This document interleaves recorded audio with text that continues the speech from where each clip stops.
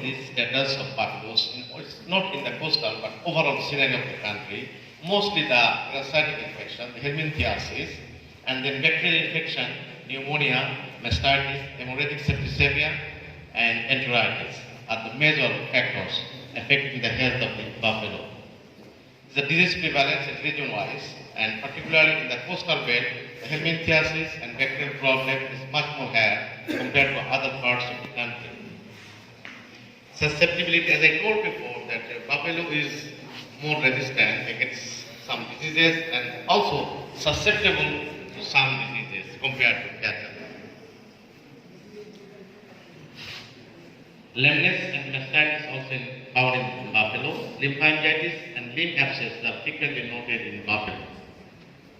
And another important issue is that bovine spongiosum encephalopathy. This is not reported anywhere in the world in buffalo.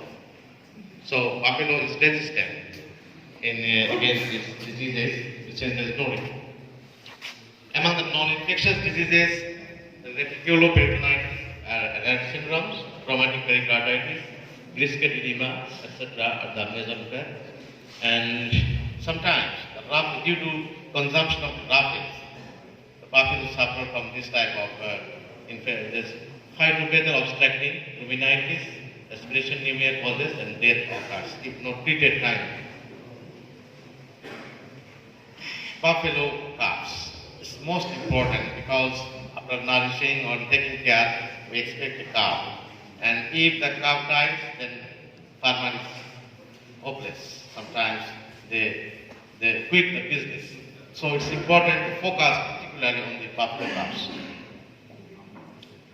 And mostly the parasitic infection, the birthday disease called toxocariasis, it kills the calves because transparent transmission and other sources, it aggravates the situation, and buffalo calf may succumb within a few days after birth. And other issues, there is navel heel infection and other infections due to unhygienic measures, the buffalo calf may die. And parasitic infection is ubiquitous in coastal belt because of the environment, the salinity, and the moist condition favor the growth and development and multiplication of different parasites and their infection as well. And another thing, the anthelmintic resistance is added and potential risk for the parasite control in the coastal area. The overall prevalence, mostly the liver flu, toxocaria, and Balanticum coli are important parasites in the coastal buffaloes.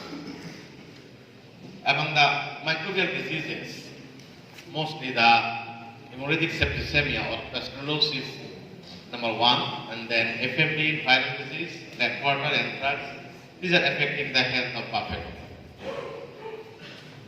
These are the enteropathogens responsible for diarrhea in buffaloes of Bangladesh. We know that number of buffalo die because of the diarrhea, and there are many reasons. For the infectious reasons, E. coli, and other reasons like toxocariasis are number one in Bangladesh. And it's a clinical hemorrhagic septicemia case. Mastitis.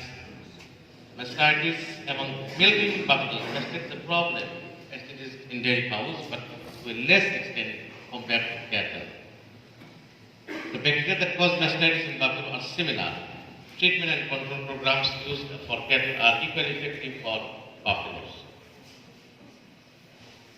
FMD is very well-known disease, the foot and mouth disease. It has huge impact. The most important disease, and any outbreak in the coastal regions may have detrimental effects on the buffalo industry. Zoonotic disease. Among the zoonotic disease, TB is a risk factor in the coastal region because people are used to eat the raw carp, especially in the Mauritius division. It's very popular. So people should avoid TB. Among the metabolic diseases, buffalo are much more resistant compared to cattle because it has great adaptability with adverse situation and use the grass that is less and cheap and can produce better protein and buffaloes have an inherent better capability for mineral retention. Metabolic disease also affects, but less than the cattle. If these diseases occur frequently, then it's essential to seek professional veterinary services because the cattle may die because of calcium deficiency and other mineral deficiency. Lack of preventive measures. The vaccination is there, but not to the expected level. It's been reported that 70% farmers of the coastal belt they vaccinate their animals. Number one is the FMD. 60% of farmers, and then 24% for blackwater and 20% for hemolytic septicemia. However, the vaccination coverage was found very limited. And here also I'd like to mention that the calves, if not vaccinated timely, will succumb subsequently and great loss to the farmers and hopeless. It makes hopeless to the farmers. And I came to know that the buffalo mortality rate reduced greatly. It was more than 20% last 5 or 10 years back, but now it has been reduced to 5% because of vaccination and anthelmintic treatment. Limited veterinary services. We all are aware that one veterinary surgeon look after all the livestock in the coastal area or in the Thana Upazila. So, and another officer, administrative officer, yellow, is working for administrative jobs. So it's very tough to cover all the response by the farmers. Farmers are calling and trying to get veterinary services, but they are not getting. And transportation vehicle is also another problem that they can reach. And the coastal belt, remote coastal belt, it's not easy to go to for the veterinary service. So we need to focus on the transportation and vehicle in the coastal belts. Yes, we know about the drugs, abuse of drugs. Abuse of drugs in the rural areas, especially in the coastal belts, is a problem. Farmers and the quacks, especially the local quacks and pharmacy, they used to sell, and the farmers like to get quick response. So it's a problem. But now these days, because of the awareness and print and electronic media, they're focusing on the anthelmintic and antibiotic resistance. So it's reducing, the abuse of drugs is reducing, although we are concerned about the superbug or anthelmintic resistance. Rat poisoning is also reported in the coastal belts, especially nitrate poisoning and dragon poisoning. When the buffalo are hungry, they look for food anywhere and they eat, and sometimes it's reported that buffalo was died.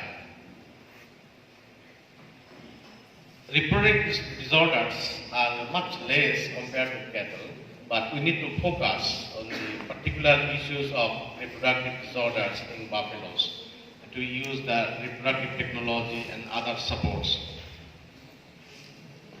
Artificial insemination, although we are struggling for a couple of decades for the artificial insemination, but in buffalo only 4% farmers are using artificial insemination. And natural practice is very popular throughout the coastal belt and all over the country.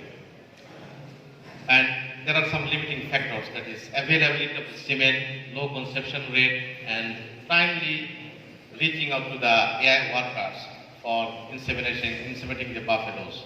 These are the problems. So we should work together to overcome this situation to improve the AI in buffalo, in coastal belt. Udder health management is another issue in the milking buffaloes.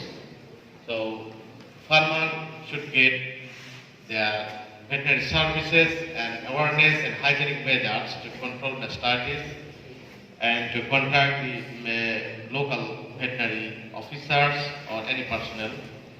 And Udder Health Bangladesh, supported by Bangladesh, Sweden, Netherlands, collaborative project is working, especially for the cattle, but we need to focus and we need to communicate with them for their access to the coastal area for controlling the buffalo mastitis and udder health improvement. There is a need for establishing the advanced diagnostic laboratory. if there is no laboratory, then we cannot do the specific diagnosis or confirmation and specific drug. So it's important to establish an advanced diagnostic laboratory for sampling, treatment and epidemiological studies, and to understand the disease transmission, etc. in the coastal belt. New pasture establishment is a problem. The Forest Law, Forest Act, during Indian subcontinent, it was established 1927. Then it has been revised a couple of times. Now, we think it's the time to revise this law because the farmer cannot make a pasture in the Badhan or new chor. When there is a new chor, the farmer is not able. Because of this law, there is a limiting factor. So the policymakers should come forward to think on it to develop new pasture for the buffalo farmers. There is a huge gap in the communication, the surveillance of the diseases, reporting is a problem. So disease surveillance should be improved through the coastal region. Now, the digitalized age, we are enjoying the digitalized everywhere, but in the animal health system, we feel encouraged that DLS introduced this Bangladesh Animal Health Intelligence System, PAHIS.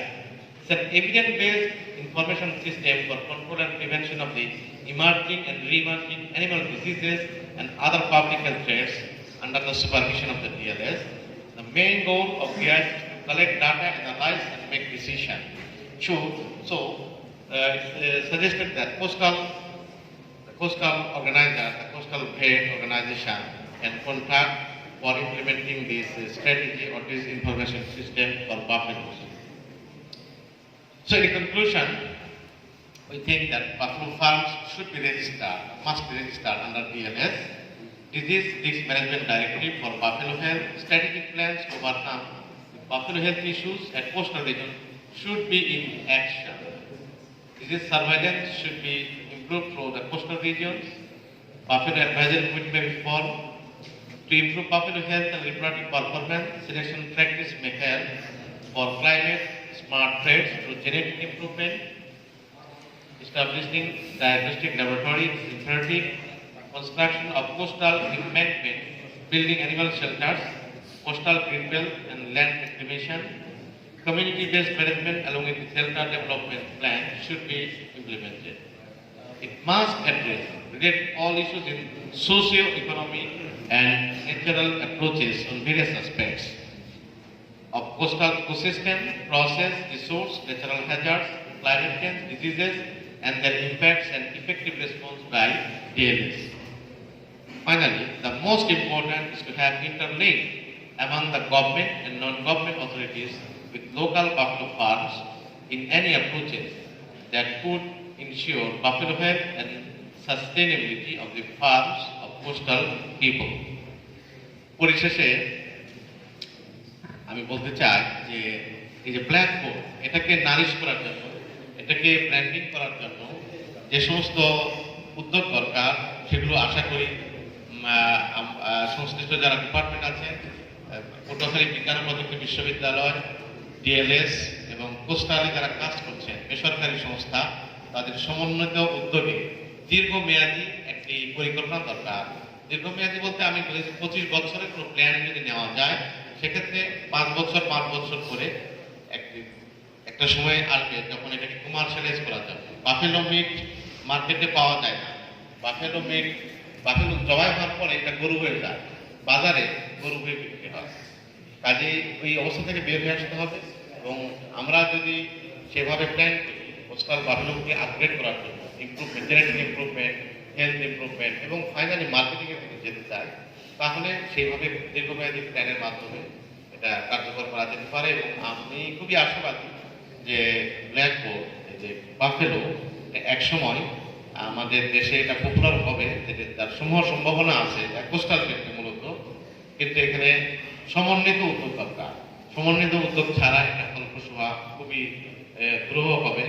তো খুশির খবর হলো যে আমরা private entrepreneur যারা, তারাই কিন্তু forward, তারা অনেকে আগে আসছে এবং কোস্টাল বেল্টে দেখবেন বাফেলো নিয়ে অনেকেই কাজ করছেন। তারা বাফেলো উন্নয়নের জন্য ফার্মারদের পাশে থেকে প্লাস যারা বাথান মালিক আছে তাদের সঙ্গে কোঅপারেট করে তারা কাজ করছেন এবং এটা খুবই আশাপ্রদ। আমি জেনে খুশি হলাম যে বাফেলো মিট 100 টাকা কেজি বিক্রি হয় এই ভোলা বরিশালে, আর সেটার ইনপুট যা আউটপুটটা হয় 200 থেকে 300 টাকা বিক্রি করে। তার দই তৈরি করে 1 লিটার থেকে 100 টাকা দিয়ে কিনে তারা 3 লিটার বা তার বেশি দই তৈরি করে বিক্রি করে। এবং আমি আরো শুনলাম যে বিভিন্ন আমাদের যে আরো অন্যান্য কোম্পানি আছে যারা ডেইরি প্রোডাক্ট ব্যবহার করে তৈরি করতে চায়, তারাও এখন কোস্টাল বেল্টে আগ্রহী এখানে বাফেলো কিভাবে তারা মিল্ক দিয়ে যেতে পারে সে প্রসেসে আছে। আর মিট মার্কেট করার জন্য আমি মনে করি যে ওই শুধু যদি প্ল্যান থাকে সেখানে একটা মিট ইন্ডাস্ট্রি এখানেই হতে পারে, স্লটার হাউস সহ মিট ইন্ডাস্ট্রি হতে পারে, যেমন বেঙ্গল মিট হয়েছে, এখানে বাফেলো ইন্ডাস্ট্রি হতে পারে। এটা কাজে সব মিলিয়ে আমি মনে করি আপনারা সবাই যদি পরস্পর আগে আসি এবং আরেকটা জিনিস রিসার্চ ছাড়া কোনো জিনিস আগানো সম্ভব না। একাডেমিক্স প্লাস গভর্নমেন্টের সাপোর্ট এবং লোকাল যারা কাজ করছেন ফার্মার তাদের সমন্বিত উদ্যোগে এখানে যারা শিক্ষক আছেন ওনারা বিভিন্ন প্রকল্প নিয়ে কাজ করতে পারেন মহিষের উন্নয়নের জন্য। যার যে লাইনে এক্সপার্টিস আছে সেখানে এক্সপার্টিসের মাধ্যমে তারা কাজ করে এই বাফেলোকে একটা দেশের সম্পদে পরিণত করতে পারেন এবং এটাকে সত্যিকারই ব্ল্যাক গোল্ড হিসাবে ব্র্যান্ড হিসাবে আমরা নিয়ে যেতে পারি যদি আমরা যথার্থ সময় এবং উদ্যোগ নিয়ে সবাই নিয়মিতভাবে কাজ করে যাই।